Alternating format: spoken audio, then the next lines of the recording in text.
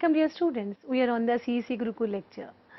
We are in the series of the electronic circuit where we discuss the bridges, and electronic bridges play a very important role in the development of the electronic circuit.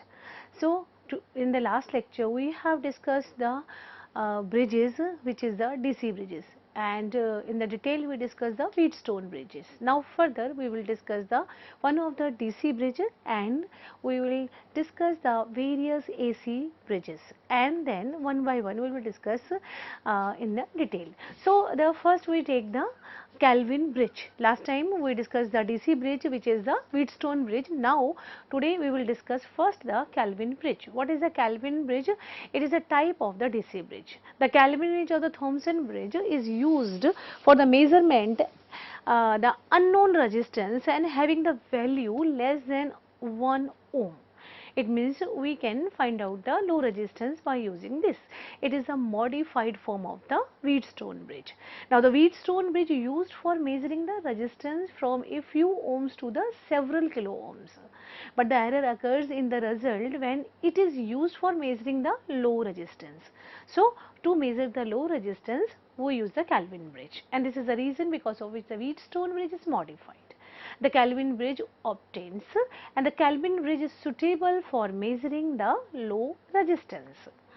Now what is the modification of the Wheatstone bridge? In the Wheatstone bridge, while measuring the low value of the resistance of their lead and contact increases the resistance of their total measured value, and this can easily be understood with the help of the circuit diagram, as we see here on the screen. That here you see here that low resistance we are measuring. You see here there is a P, Q, R and S.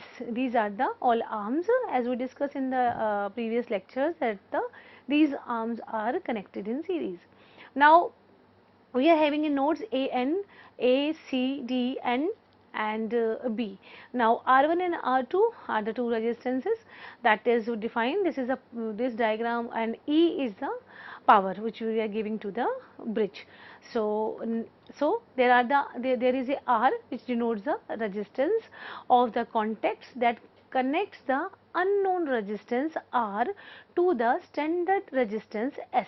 Here you see that this is a here we are having the R and S as resistance, and we measure it for the unknown resistance, which is very low.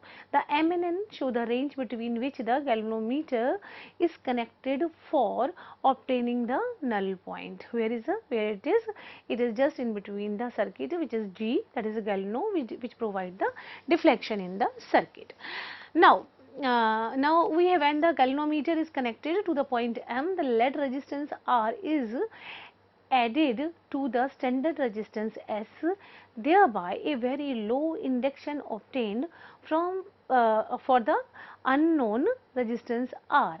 What we are saying here, when the galvanometer is connected to the point M, we connect the galvanometer with a one point, and lead resistance, which is R, added to the standard resistance, which is the known resistance, that is the S.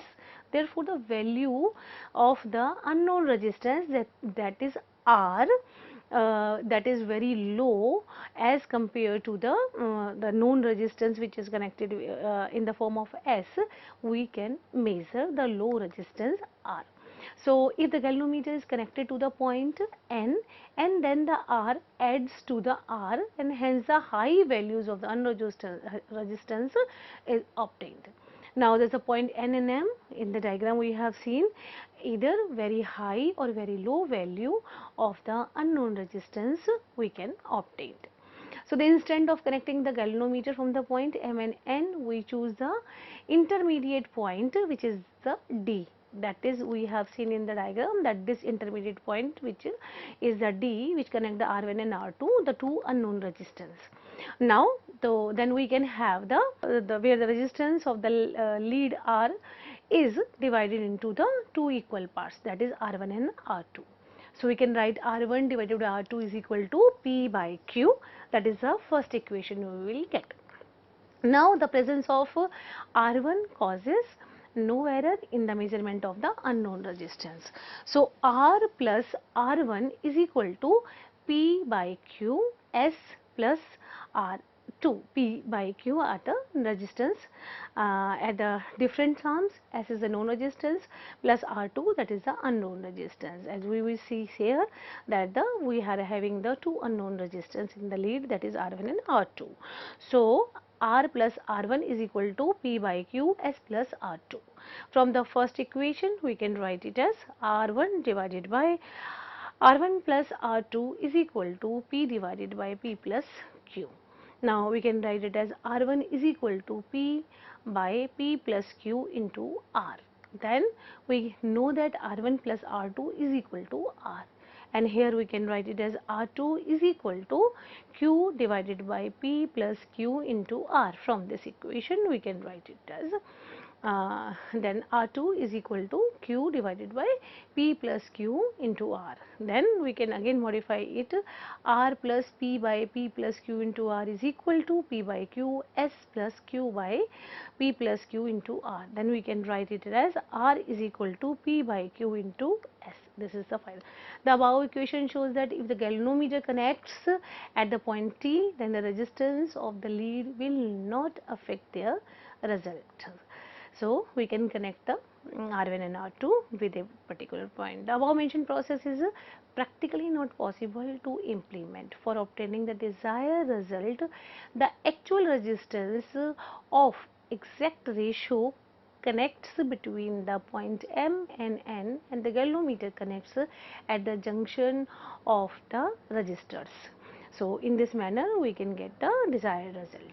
The ratio of the arms P and Q are used to connect the galvanometer at the right place between the point J and K.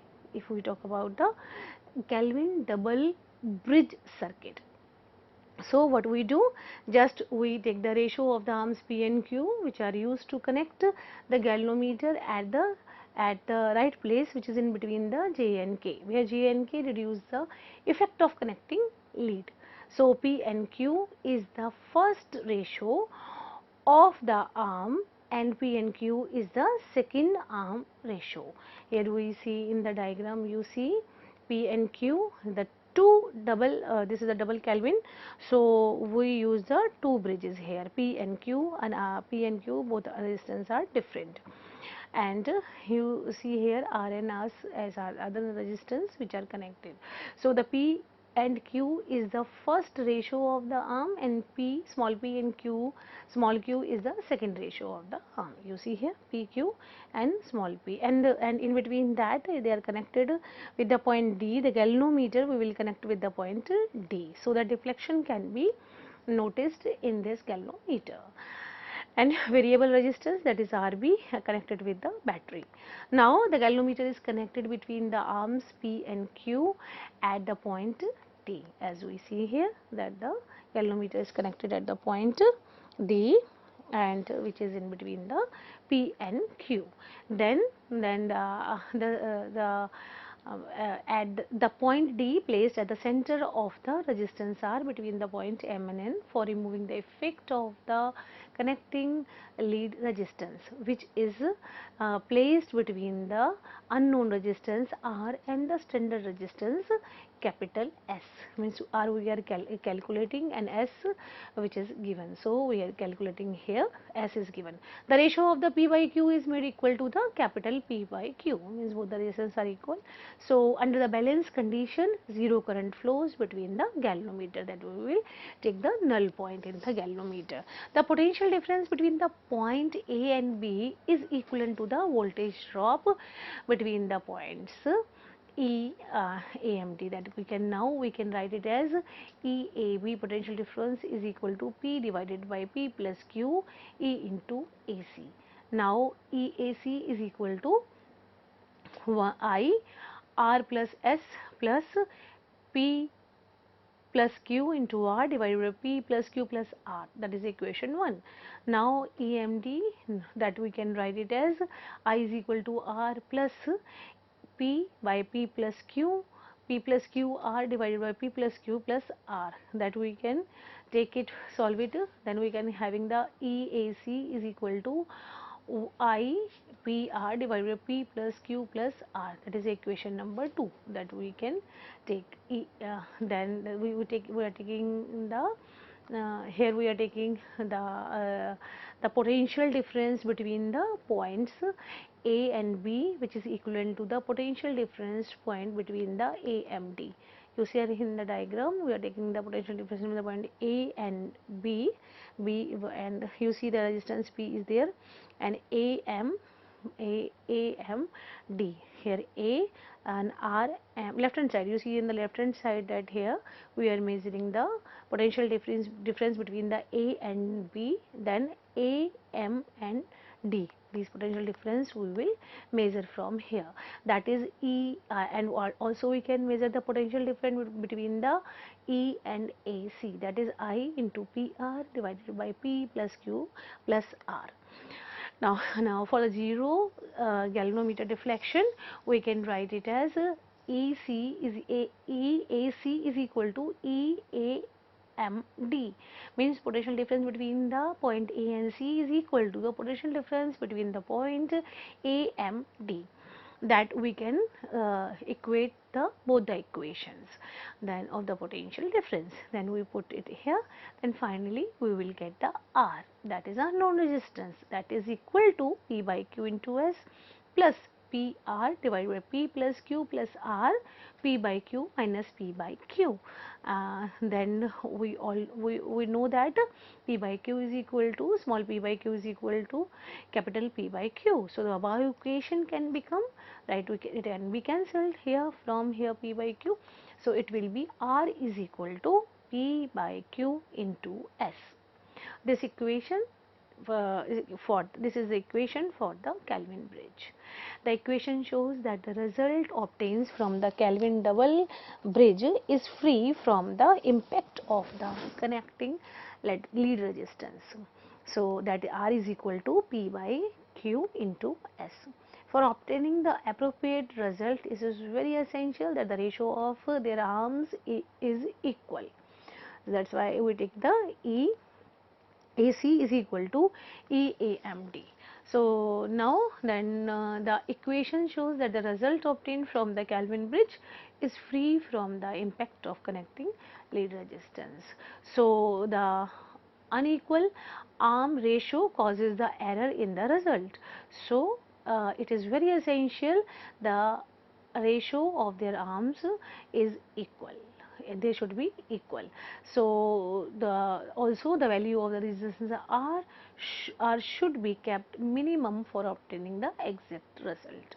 The thermoelectrical EMF induces in the bridge during the reading. So this effect can be reduced by measuring the resistance with the reverse battery connections.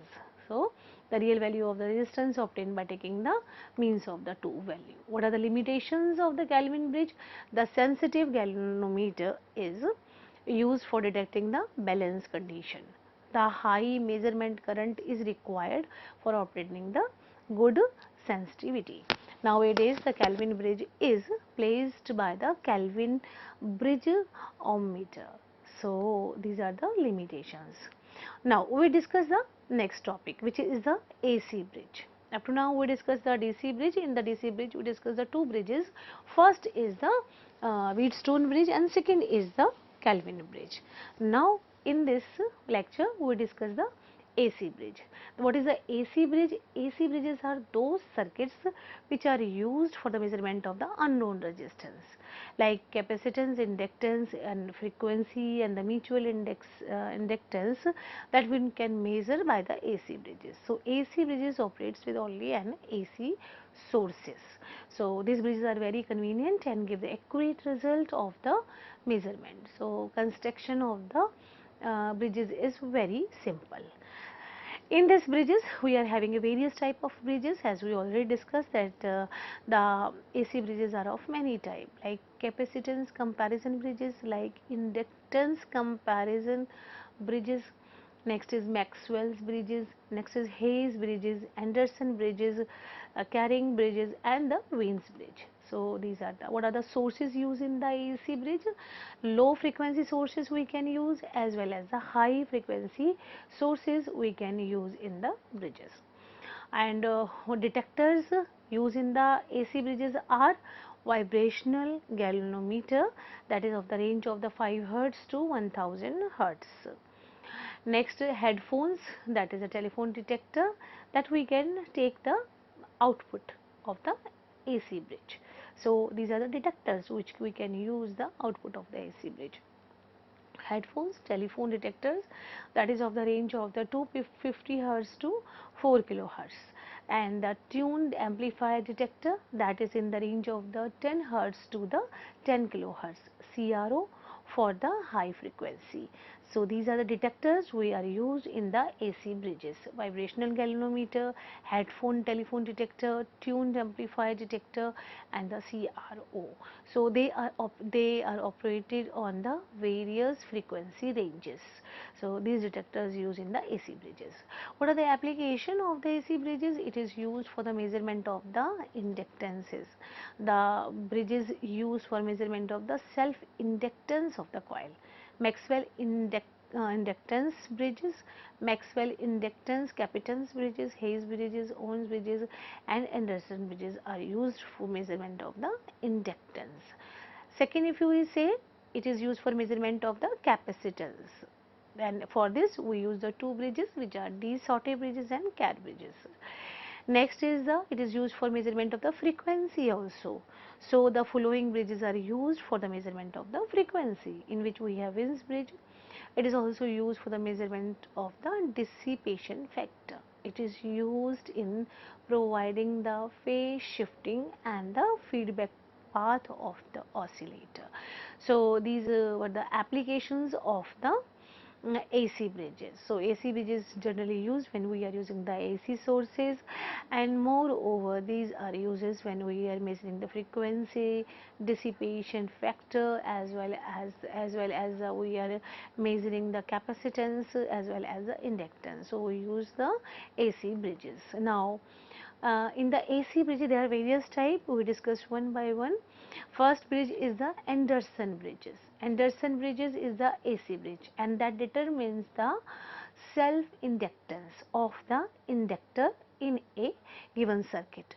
So this bridge offers a high accurate output and is an advancement of the Maxwell inductance capacitance bridge. So Anderson bridge we used for determining the self inductance of the inductor in a electronic circuit, and it is used for the and this Anderson bridges measure the inductance by utilizing other circuit components like resistors and the capacitors.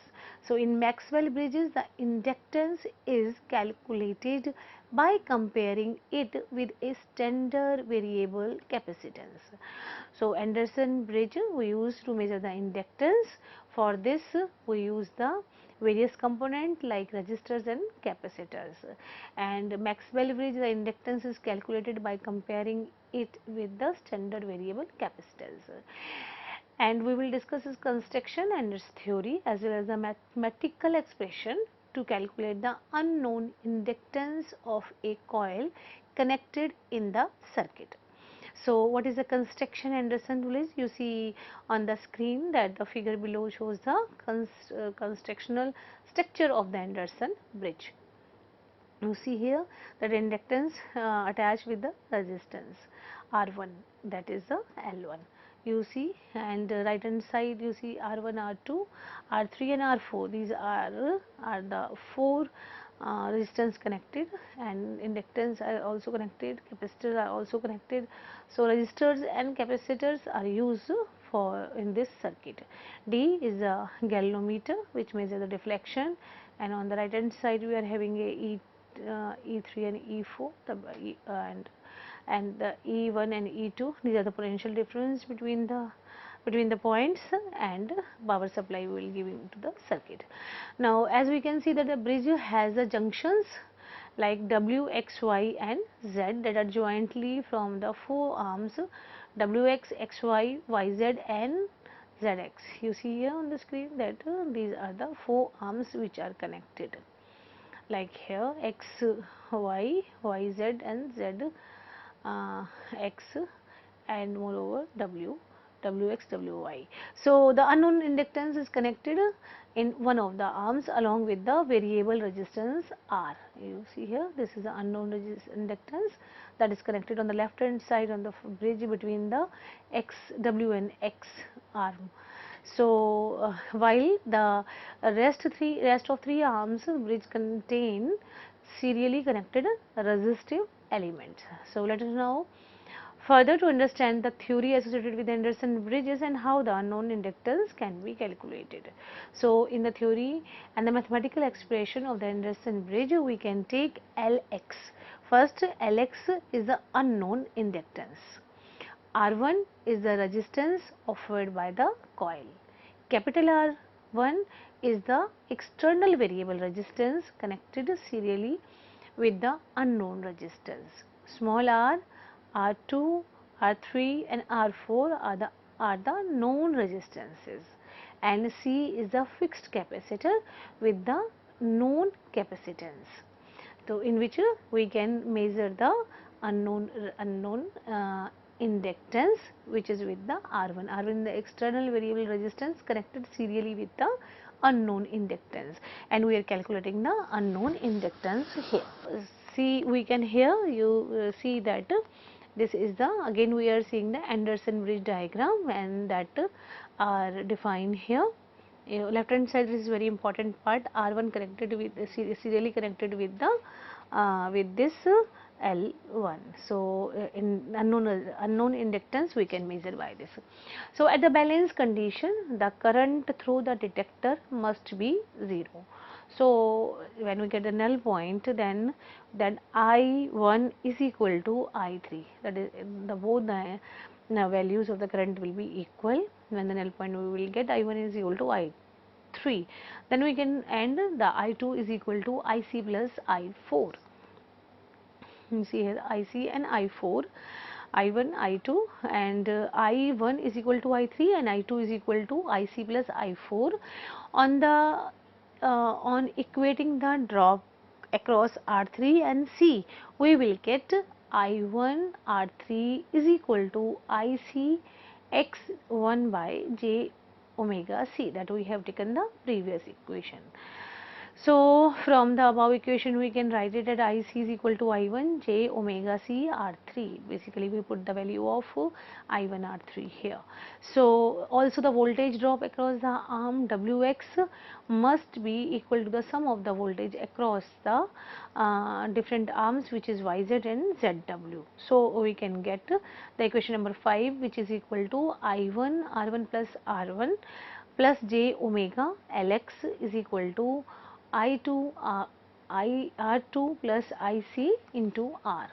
On the substituting the value of the IC on the above equation, we can get the equation number 6, and you see here I1 R1 plus small r1 plus J omega L is equal to I2 R2 plus I1 J omega C R3 R. Just on transposing we will get I1 R1 plus R1 plus J omega L X minus J omega C R3 R is equal to I2 R2.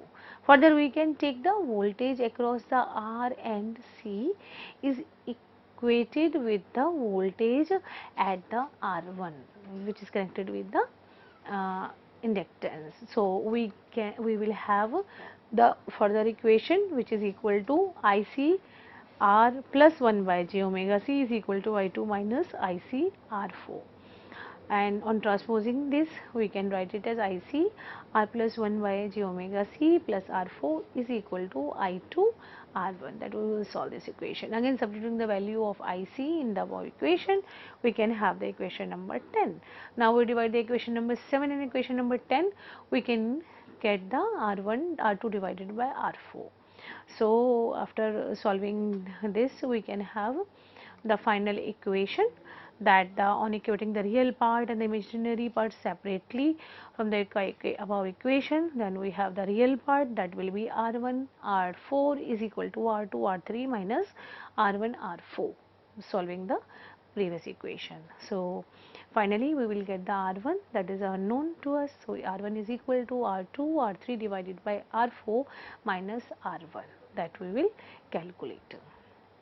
So after that we are calculating basically the inductance. So by putting this value LXR4, LXR4 and LXR4, then we will get these value. So in this manner, first we will get the when we equate the both the potential, then LXR4 is equal to LXR4 minus CR3R4R is equal to CR2R3R plus CR2R3R4.